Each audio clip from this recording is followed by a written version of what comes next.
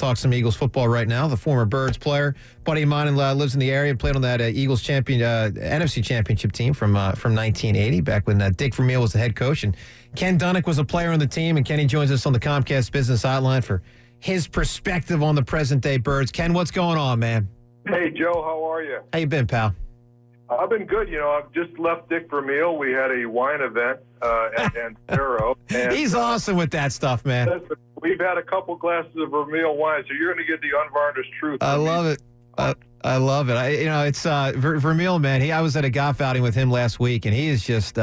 It's great that you guys all still gravitate to him, and that it's just.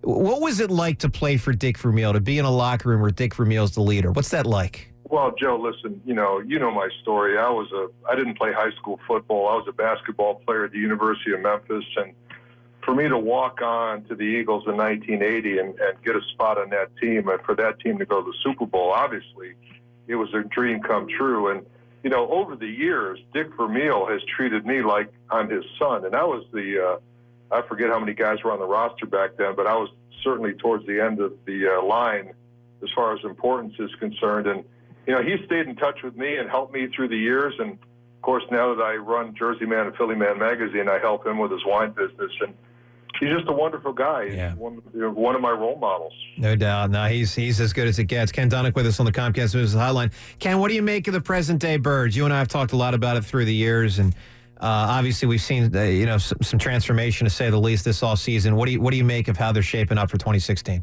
Well, Joe, I always tell you the truth, and at the risk of losing my Eagles alumni card, I like Jeffrey Lurie. I think he's a good guy. I think he sincerely wants to win. I just don't think he knows how. And, with all due respect to Howie Roseman, I don't think he's qualified to run a professional football franchise.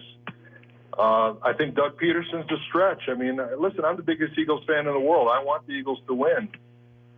Could we have found a better qualified candidate on a team to lead a team that hasn't won a Super Bowl in its existence? I think we probably could have. So, I'm staying on the team. I'm hoping for the best, but I certainly have my doubts. Wow. Ken, I've been impressed with Roseman this offseason, though. I mean, look, it's Act 2. We all know what went down with him and Chip. He basically had the sabbatical, for lack of a better way to put it. I thought he came out firing back. I thought he had a very impressive offseason. Well, hey, listen, Joe, I agree with you. Those initial rounds of trades when he got rid of Maxwell and DeMarco Murray, I thought were very good moves. Now, the Bradford deal has me puzzled because, when you draft Wentz, and you've already given Bradford $11 million guaranteed, a signing bonus, and more than that guaranteed. That move just mystifies me. Now, to me, Bradford wasn't the problem last year. Sam Bradford, I thought, played pretty well behind a very poor offensive line with no really quality wide receivers. Yeah, so. Yep. I thought going into this season, I thought Bradford would be the guy. You got it for a couple of years. You fill in some gaps, offensive lineman, speed wide receiver, linebacker, maybe a safety, and you improve the team overall. And then you draft a guy like a Wentz that can take it to the promised land. So, listen, I don't do this day by day. I give credit to the people that do. Maybe they know something I don't, but the move with Wentz and Bradford just puzzled me. Ken Dunek on the Comcast Business Hotline. Ken, the defense, I mean, there's a lot of people think the defense can be pretty legit. You seeing that? I do. I think, we've got to fill in that linebacker spot. And once we do that, I think they're pretty solid all areas. I think they've got, some pretty good pass rushers. So, of course, we've got, to get the Cox thing straightened out. Yep. And, in the defensive backfield, I'd like to see one more quality guy back there. But defensively, I think they have a chance. And, Jim Schwartz has a track record of success. So I'm hopeful that the defense will hold its own. They are light. I mean, when you look at where they're light, they really are, though, light at cornerback. They are light at running back, and they are likely light at wide receiver. I think those are and that, by the way, that's a lot, because it's one thing to be have a kind of a rough spot at a position, but three positions where it stands out, I think, pretty prominently. Running back, wide receiver, cornerback. That's an issue. Well, since I was an offensive player, I can speak to the offense. And, if you don't have quality skill position players in this day and age of offensive football, you're behind the eight ball. And, I think quarterback, they've got three pretty good alternatives now. But who are you going to throw the ball to? Who are you going to hand it off to?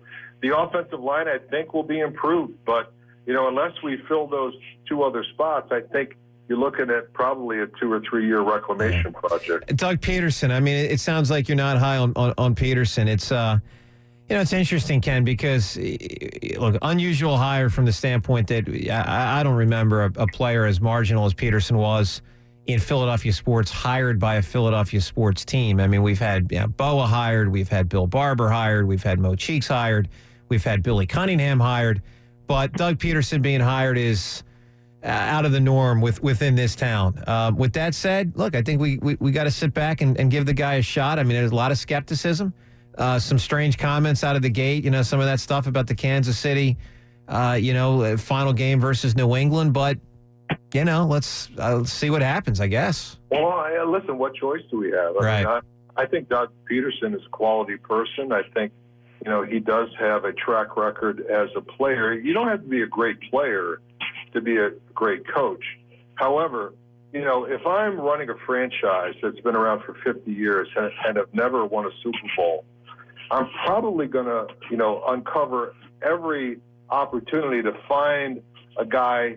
Hey, listen, what's Urban Meyer doing? What's Nick Saban doing? What's John Gruden doing? How much money is it going to take? Do I have to give control of the franchise? And that's the key. I don't think Lurie and Roseman want to give the keys to the franchise to any qualified guy who may have a better track record of success than Doug Peterson. So we have Doug Peterson. Let's hope for the best, and let's hope he can do it. That's interesting. Ken, appreciate you joining the show tonight, man. Always love talking football with Joe, you. I'm going to give a little shout out here. I listen to a lot of sports talk radio. You're one of the most knowledgeable guys on the air. You come up with stuff that amazes me, and I really enjoy your show. So Ken, I appreciate it, man. Yeah. Ken, have a great rest of the night. Talk to you soon. All right, there he is. Ken Dunek, Comcast Business Hotline. Played on that Eagles team that, of course, won the NFC Championship game back in 1980. Very opinionated. Wow. Harsh on Roseman, Peterson, Lurie. And certainly that's something that is an opinion shared by some, but he went 1, 2, 3 right there. Oh, man.